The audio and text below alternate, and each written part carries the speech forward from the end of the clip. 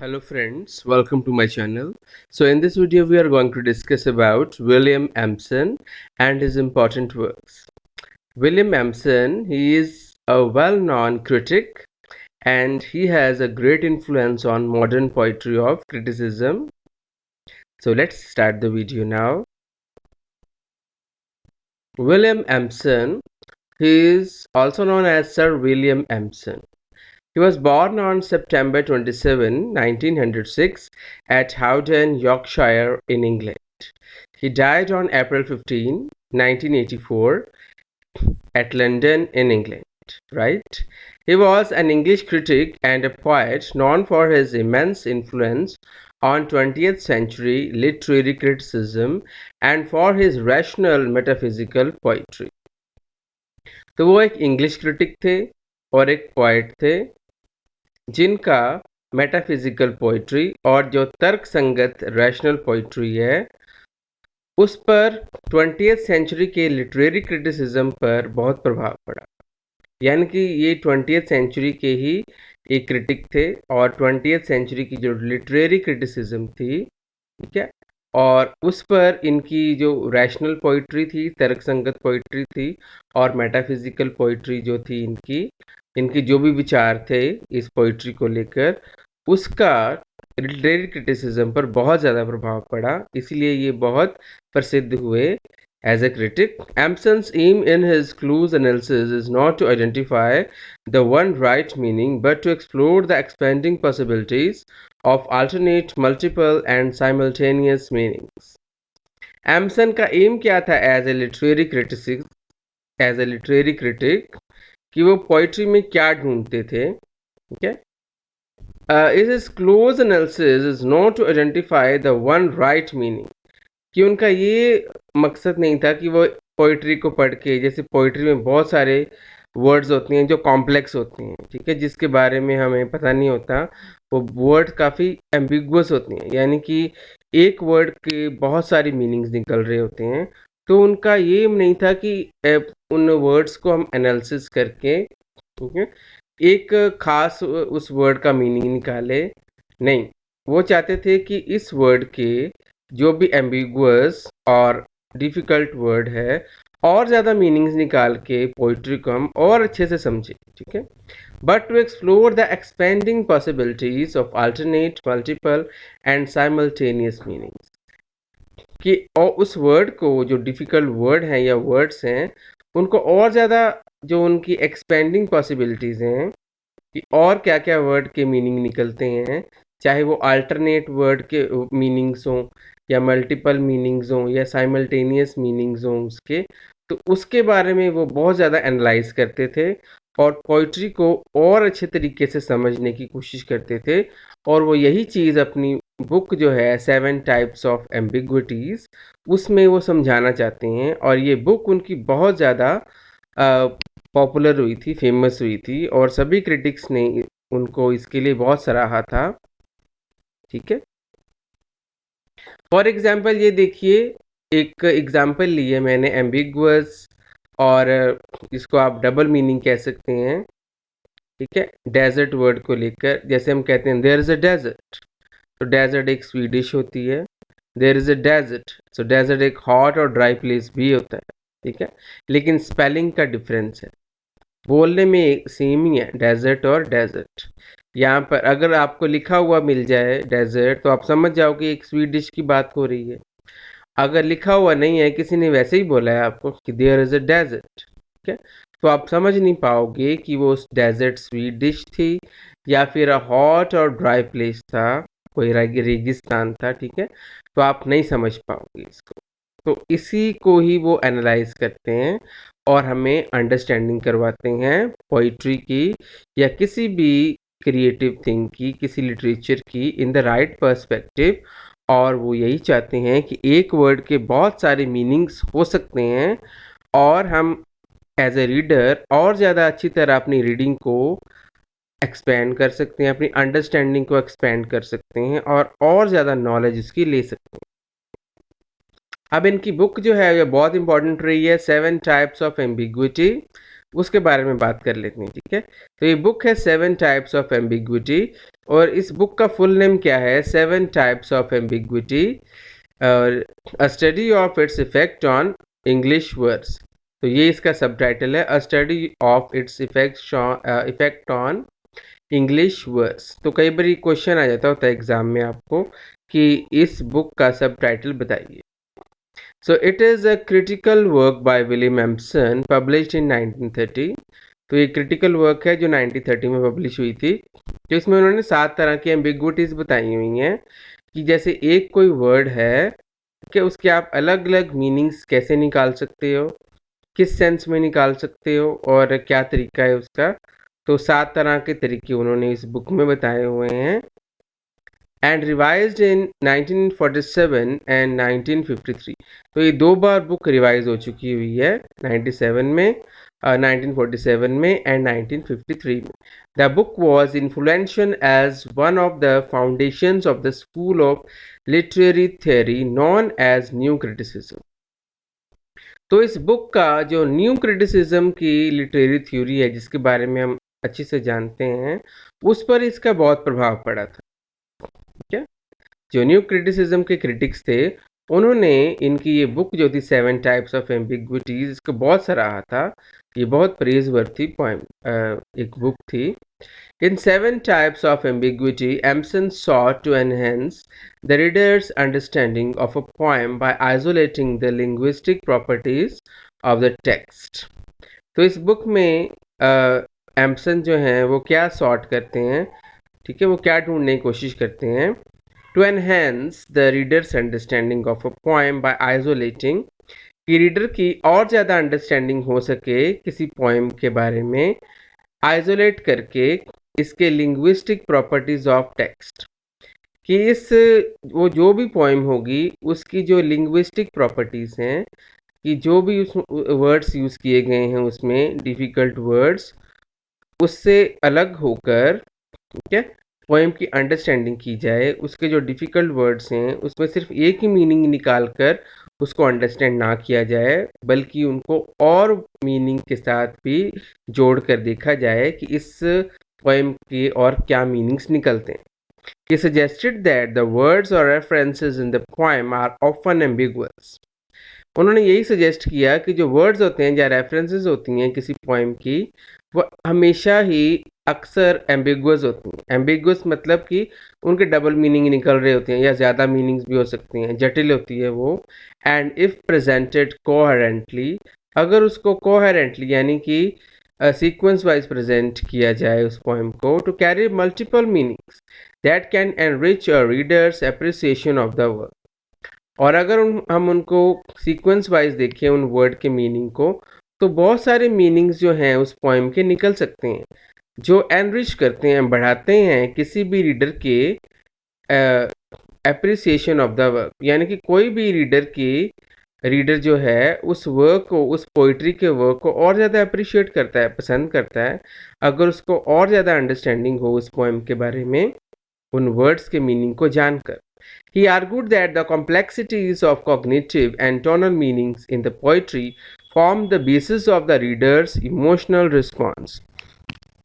और उन्होंने ये भी तर्क दिया, आर्गू किया कि जो पोइट्री के कॉग्निटिव यानी कि संज्ञानात्मक मीनिंग्स जो होती हैं, जिसको हम समझ सकते हैं, ठीक है, और इनकी जो भी टोन होती है पोइट्री की, वो रीडर की भावनात्मक प्रतिक्रिया यानी कि इमोशनल रिस्पॉन्स का आधार बनती है, ठीक है, कि वो उसको कैसे इमोशनली फील करता है जो रीडर है इस पोएम को पढ़ के, राइट।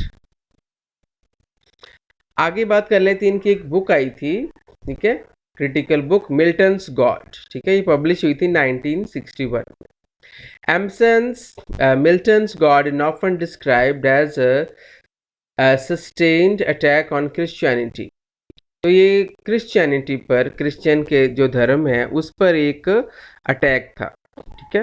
तो यानी कि उन्होंने बहुत ज़्यादा क्रिटिसाइज किया था मिल्टन के वर्क को, पैराडाइज लॉस्ट को, and a defence of Milton's attempt to justify the ways of God to man in Paradise Lost, ठीक है। और वो जो मिल्टन ने जो पैराडाइज लॉस्ट लिखा था, ठीक है, उसमें उन्होंने क्या किया है, a defence of Milton's attempt to justify the ways of God to man, कि जो भी गॉड के, ठीक है, इंसान को जस्टिफाई करने के, उसको न्याय देने के जो तरीके हैं, उसको डिफेंस करने की उन्होंने कोशिश की है, ठीक है, जो पैराडाइज लॉस्ट बुक है। एम्सन क्या कहते हैं, ठीक है, अब वो कैसे इसको क्रिटिसाइज करते हैं पैराडाइज लॉस्ट को और मिल्टन के विचारों को। एम्सन कहते हैं कि दैट हेवन, ठीक है, that heaven that is God is bad God, कि जो हेवन में गॉड बैठे हुए हैं वो एक बुरे गॉड हैं।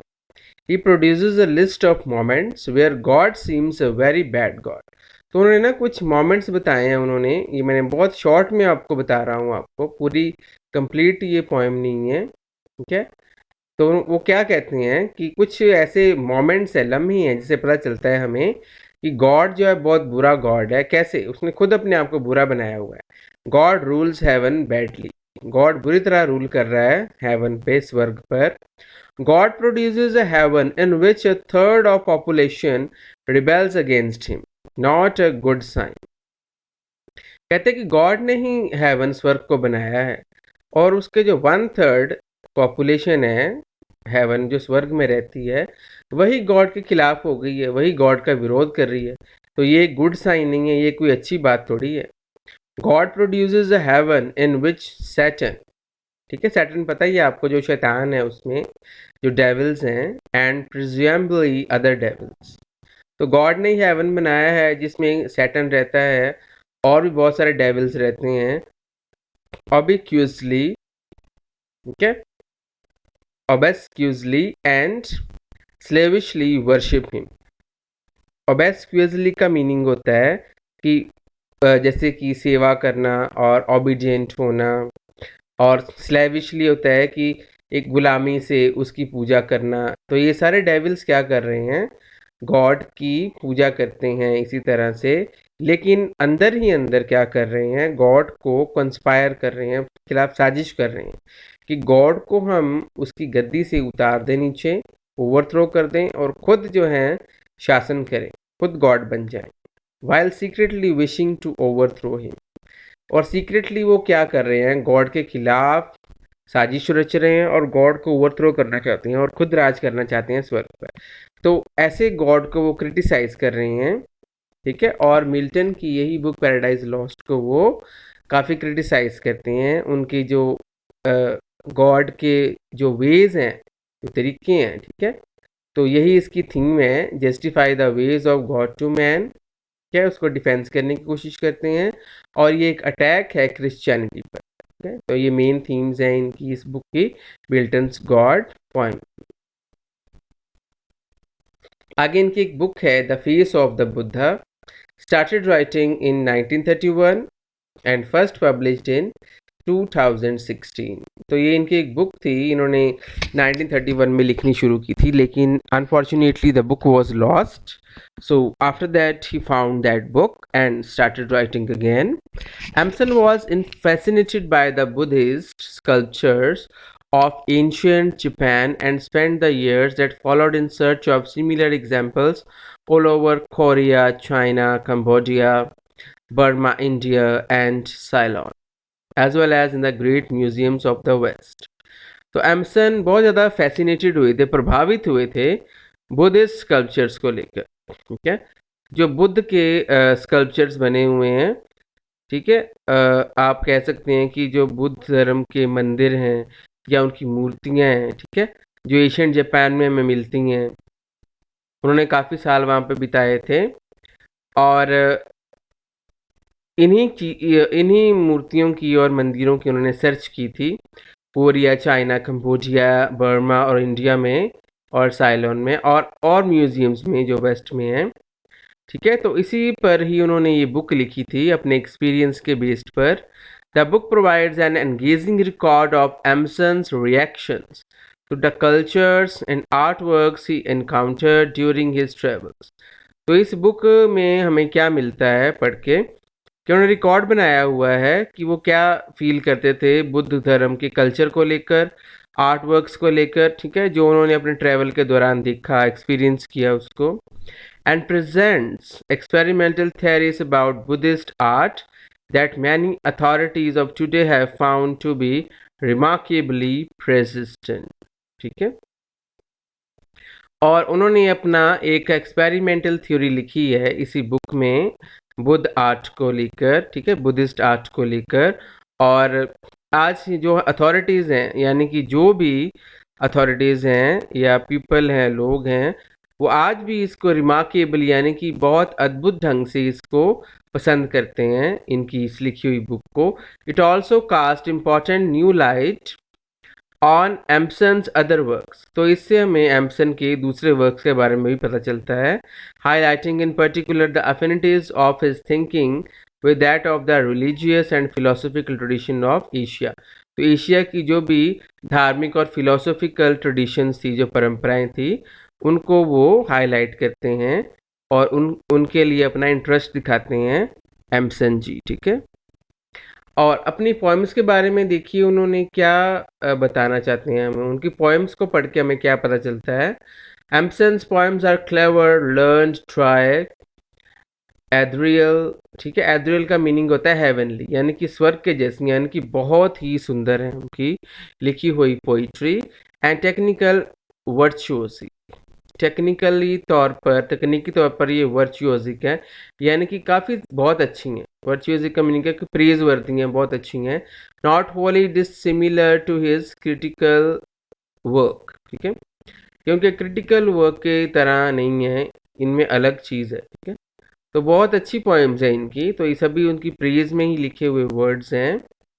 And his high regard for metaphysical poet John Donne is to be seen in many places within his work. तो वो मेटाफिजिकल पोएट जॉन डन से बहुत ज़्यादा प्रभावित थे। इस तरह क्वेश्चन भी आपको आ सकता है कि वो किससे प्रभावित थे, कौन से मेटाफिजिकल पोएट से। तो जॉन डन से बहुत प्रभावित थे और उन्होंने बहुत प्लेसेस पर जॉन डन के बारे में भी बात की हुई है, ठीक है। तो जॉन डन के बारे में वो जिक्र करते हैं अपनी पोइट्री में, अपनी बुक्स में। एंड ही रोट, ये ही है, ठीक है, द नहीं है। He wrote very few poems and stopped publishing poems almost entirely after 1940। तो उन्होंने बहुत कम पोएम्स लिखी, ठीक है। उन्होंने 1940 के बाद पोएम को पब्लिश करवाना और लिखना बंद कर दिया था, ठीक है। तो एक तरह से ये मेटाफिजिकल पोएट भी हैं, ये भी आपने बात याद रखनी है। चलिए इनके अदर वर्क्स देख लेते हैं और कौन कौन से थे। The royal beast and other works, ये इनकी एक बुक आई थी 1986 में पब्लिश हुई। This book has non fiction works, fables and poems, ठीक है। फास्टस एंड द सेंसर, ये 1987 में पब्लिश हुई थी। It is a critical study of Christopher Marlowe's doctor Faustus. जो क्रिस्टोफर मार्लो ने डॉक्टर फास्टस लिखा था ना, तो उसके बारे में ये क्रिटिकल स्टडी है। एसेज ऑन शेक्सपियर, उन्होंने, वो शेक्सपियर से ही बहुत प्रभावित थे, तो उन्होंने शेक्सपियर को भी क्रिटिसाइज करके कुछ एसेज लिखे हैं उन पर, जो आया था 1986 में। Essays on Renaissance literature volume 1, Donne and the new philosophy, जो 1993 में पब्लिश हुई थी ये बुक, ठीक है। He was also an important scholar of the metaphysical poets John Donne and Andrew Marvell, ठीक है। तो एक इम्पॉर्टेंट स्कॉलर थे, एक इम्पॉर्टेंट विद्वान थे मेटाफिजिकल पोइट की तरह, जैसे कि जॉन डन है, एंड्रयू मार्वल हैं। इस तरह इनका भी एक मेटाफिजिकल पोइट के रूप में इम्पॉर्टेंट स्थान है इंग्लिश लिटरेचर में। इसके अलावा कुछ एसेज हैं इनके, देखिए, essays on Renaissance literature volume 2, the drama, ठीक है। ये बुक आई थी 1994 में, ये कंप्लीट नेम है बुक का, ठीक है, द ड्रामा तक। तो ये 1994 में आई थी। Arguifying essays on literature and culture, ये 1987 में पब्लिश हुई थी book. The strength of Shakespeare's shrew, essays, memoirs and interviews, ये बुक आई थी, पब्लिश हुई थी 1996 में। And before his death Empson was knighted by Queen Elizabeth, तो उनकी डेथ से पहले एम्सन को जो क्वीन एलिजाबेथ थी, उन्होंने नाइटेड किया था इनको, यानी कि इनको सम्मान दिया था। as a poet, and his most lasting legacy will likely be as a critic. तो उनके बारे में, ठीक है, हम एज ए क्रिटिक उनको हमेशा याद रखेंगे, उनकी हमेशा प्रेज की जाएगी, वर्शिप की जाएगी as a good critic and as a good metaphysical poet. तो ये वीडियो यहाँ तक की थी. Thanks for watching this video and keep watching my videos. If you like them please like and tell me in the comment how did you like my video. मैं और भी बहुत सारी वीडियोज़ डालूंगा लिटरेचर पर. God bless you all. May you be successful in your exam.